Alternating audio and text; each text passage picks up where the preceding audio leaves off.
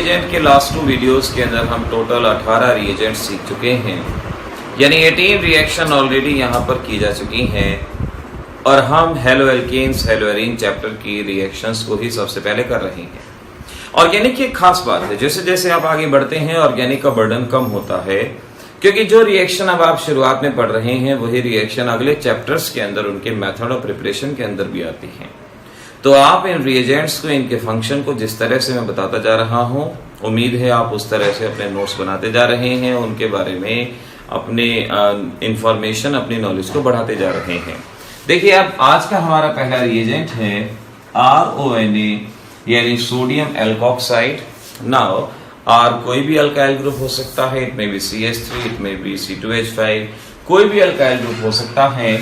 और इस केस में इसका फंक्शन ये रहेगा कि कहीं भी अगर कोई हैलोजन है, halogen is replaced by ether part, ये इसका फंक्शन आप ध्यान रखेंगे। यानी RONA के साथ अगर रिएक्शन करवाते हैं NaBr बाहर जाएगा और इस तरह से ये ईथर में आएगा, ब्रोमीन हटेगा, उसकी जगह पे OR पार्ट अटैच होगा। इसे विलियमसन सिंथेसिस रिएक्शन के नाम से भी पहचाना जाता है।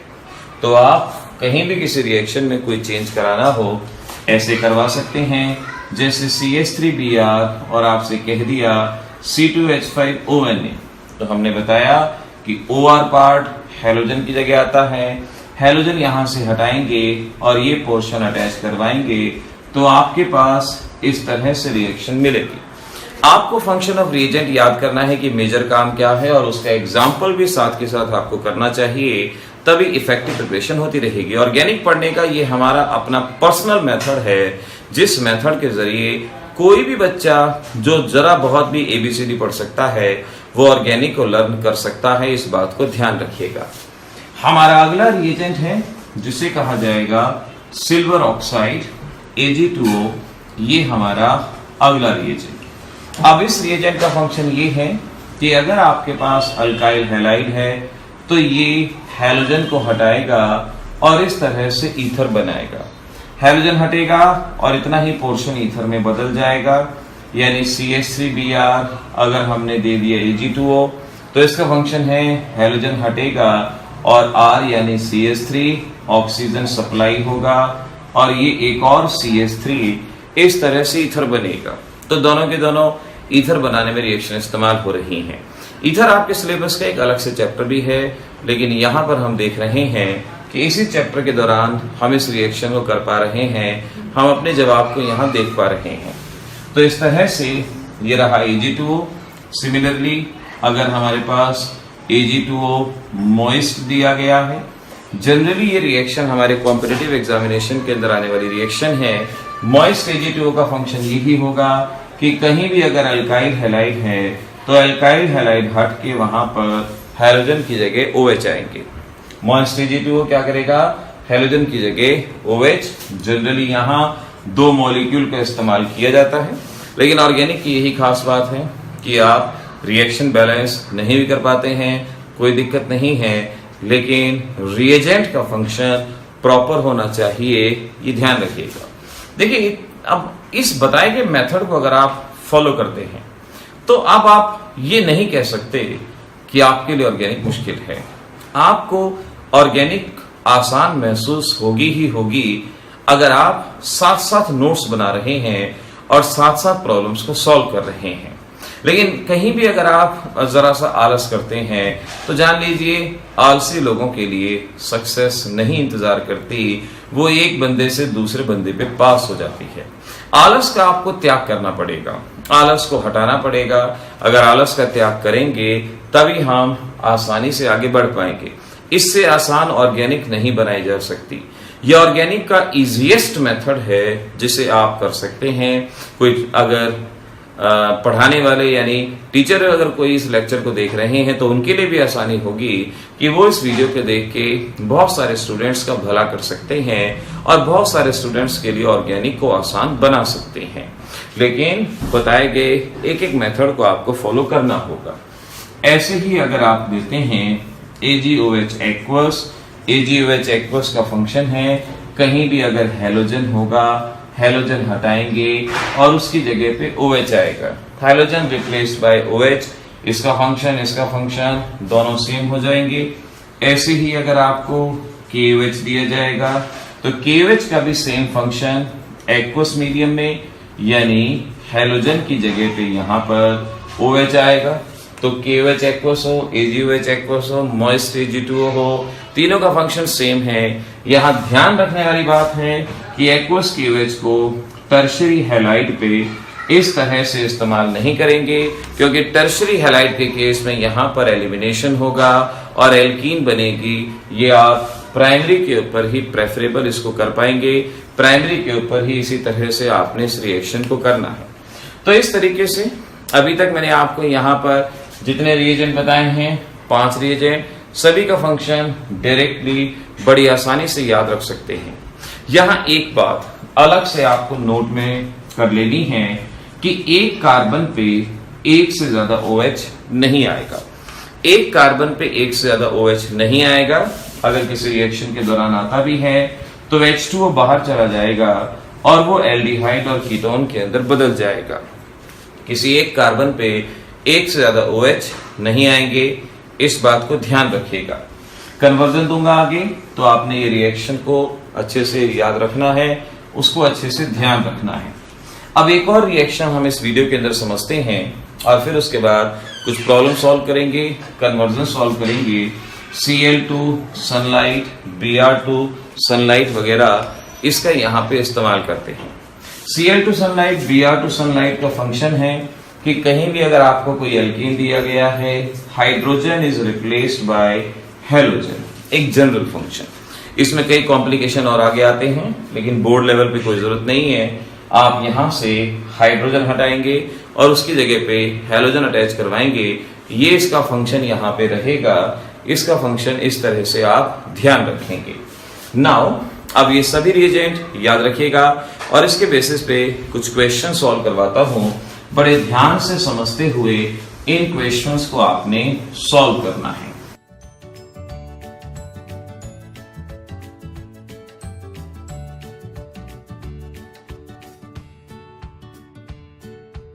तो अभी में हमने आपको RONA का फंक्शन बताया, इसके बाद Ag2O का फंक्शन बताया, मॉइस्ट Ag2O आपको यहां दिया गया, इसका फंक्शन बताया। इसके अलावा AgOH के बारे में बात की, इसके अलावा KOH एक्वस के बारे में बात की और इसके अलावा Cl2 सनलाइट, इनके बारे में बात की। और एक इंपॉर्टेंट चीज आपको और बताई थी हमने कि एक कार्बन पे एक से ज्यादा OH नहीं आएगा, अगर आएगा तो किस तरह से ट्रांसफॉर्म होगा ये हम सीख चुके थे। नाउ आइए सॉल्व करते हैं कुछ प्रॉब्लम्स को, कुछ कन्वर्जन को। सपोज यहां आपसे कहा जाता है कि आपके पास मीथेन है और आपको मीथेन से बनाना है CH3OCH3 ईथर बनाना है। मीथेन से आपको ईथर बनाना है, तब आप कैसे करेंगे? ईथर आप इन 2 रिएजेंट के यूज से बनाते थे। ना याद हो तो वीडियो को रिवर्स करके देखिएगा। ईथर इन 2 रिएजेंट से बनाते थे, जहां पे जरूरी होता था कि आपके पास हैलोजन होना चाहिए। तो सबसे पहले आप यहां हैलोजन लगाएंगे। हैलोजन लगाने के लिए ये रिएक्शन है ही हमारे पास, Cl2 सनलाइट, H हटेगा, उसकी जगह हैलोजन। अब ये ईथर बनाना है, आप चाहें तो CH3ONA का इस्तेमाल कर सकते हैं या Ag2O का यूज कर सकते हैं और आपका ईथर तैयार हो जाएगा। रिएक्शन को याद रखिएगा, जैसा कि मैंने सिखाया, कैसे आपने हैलोजन लगाया, कैसे आपने ईथर बनाया, ये आपको इस तरह से यहाँ पे लर्न हो जाएगा। ऐसी ही अगर आपसे कहा जाता है कि आपके पास इथेन है और इथेन से आपको डिफरेंट प्रोडक्ट बनाने हैं, जैसे आपसे कहें इथेन से बनाना है क्लोरोइथेन, इथेन से बनाना है आपको CH3CH2OH यानी इथेनॉल, और इथेन से बनाना है आपको CH3CHO, और इसी इथेन से बनाना है आपको CH3COH। आप देख लीजिए, एक ही सब्सटेंस से कई सारी रिएक्शन हमें करनी है। कोशिश कीजिए कि आप अपनी सोच के हिसाब से कर पाएं। यहीं पर वीडियो को पॉज करके अपने आप करने की कोशिश कीजिए। जितने रिएजेंट मैंने यहां लिखे हैं सिर्फ इनका इस्तेमाल करना है। ध्यान रखिए, मैं आपको अलग से ऐसी कोई भी प्रॉब्लम नहीं दूंगा जो आप नहीं कर सकते। इन रिएजेंट्स का आपने यूज करना है और किसी तरह से इसको करना है। वीडियो पॉज कीजिए और अभी के अभी से सॉल्व कीजिए, और सॉल्व करने के बाद इस पॉज को हटा के फिर आगे फर्दर देखिएगा कि मैं क्या सॉल्यूशन आपको बताता हूं। उम्मीद है आपने सॉल्व करने की कोशिश की होगी। आइए अब देखते हैं इसका जवाब क्या रहेगा। अगर आपको इससे Cl बनाना है, हेलोजन लगाना है, हाइड्रोजन हटा के हेलोजन, ये रहा reagent, Cl two sunlight, reaction हो जाएगी, प्रोडक्ट बनेगा। अगर OH लगाना है तो आपने यहाँ इनका फंक्शन पढ़ा है, हेलोजन की जगह पे OH लगाते हैं। तो किसी तरह से आप सबसे पहले यहाँ एक हेलोजन लगा दें, हेलोजन आएगा, और हेलोजन की जगह OH, AgOH एक्वस, ये आपके पास बनेगा। फिर आपने एल्डिहाइड बनाना है। यहां मैं आपकी हेल्प करता हूं। आप सबसे पहले Cl2 सनलाइट से रिएक्शन करवाएंगे, हाइड्रोजन हटेगा और उसकी जगह पे हेलोजन आएगा। फिर आप क्या करेंगे, दोबारा से इस रिएक्शन को करवाएंगे, तो यहां एक और हेलोजन आएगा, CHCl, इस तरह से। और इसके बाद आप यहां AgOH एक्वस करवाएंगे, जिसकी वजह से ये हेलोजन हटेंगे और उसकी जगह पे OH यहां अपीयर होगा।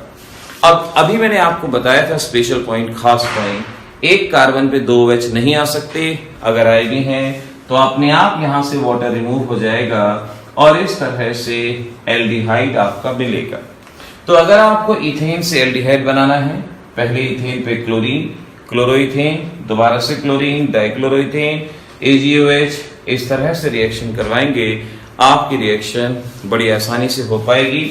इन सभी के सभी स्टेप्स को अगर हम चाहें तो एक साथ ऐसे लिख सकते हैं कि आप क्या लिखेंगे, सबसे पहले ऐसे लिख दें कि नंबर 1 2Cl2 सनलाइट, 2 हाइड्रोजन हटेंगे।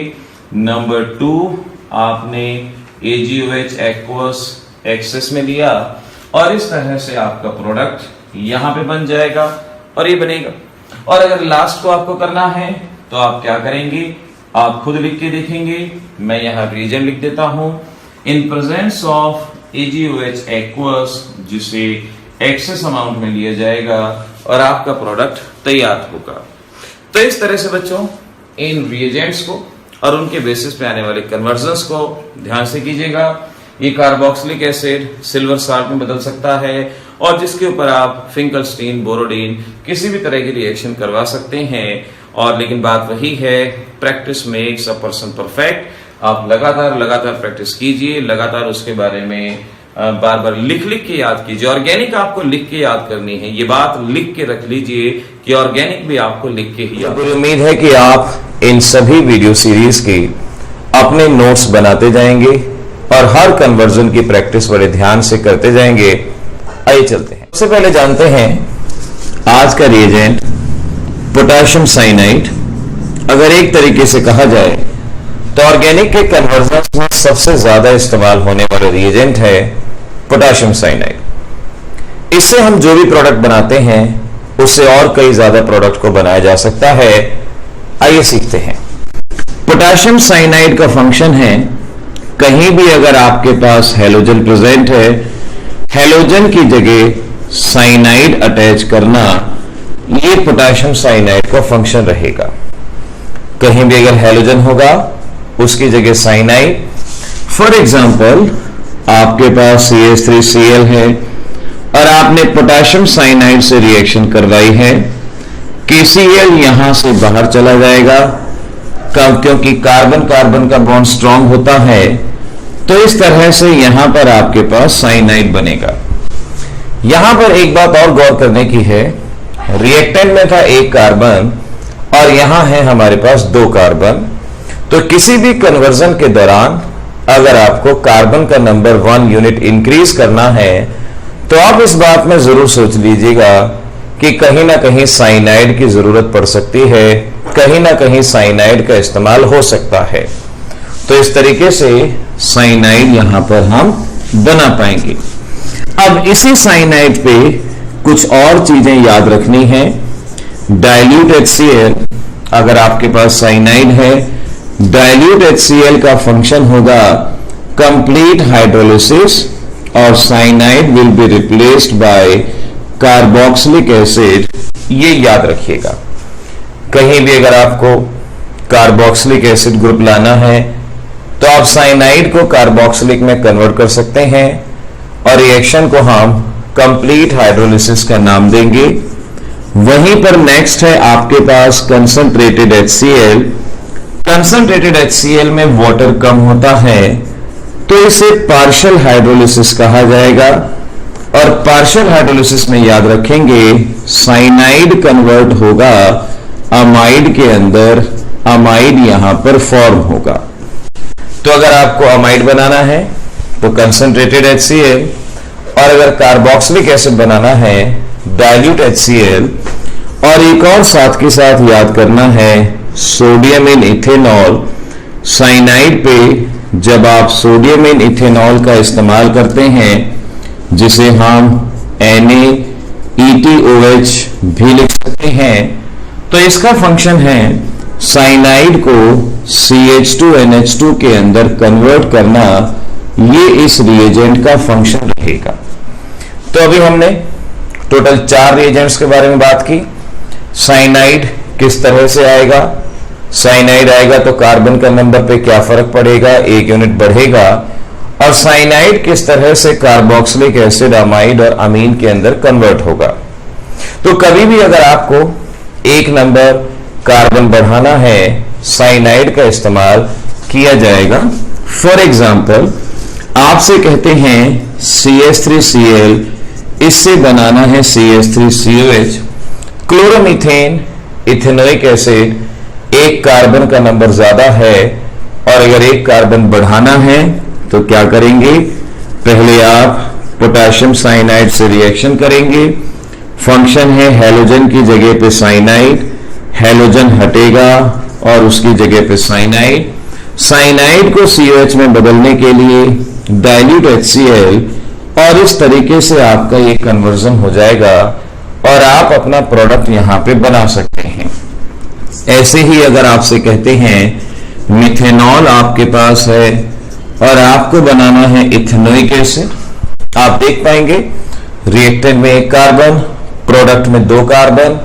अगर कार्बन का नंबर 1 यूनिट बढ़ा है तो कहीं ना कहीं साइनाइड जरूर आएगा और साइनाइड हेलोजन की जगह पे आता है।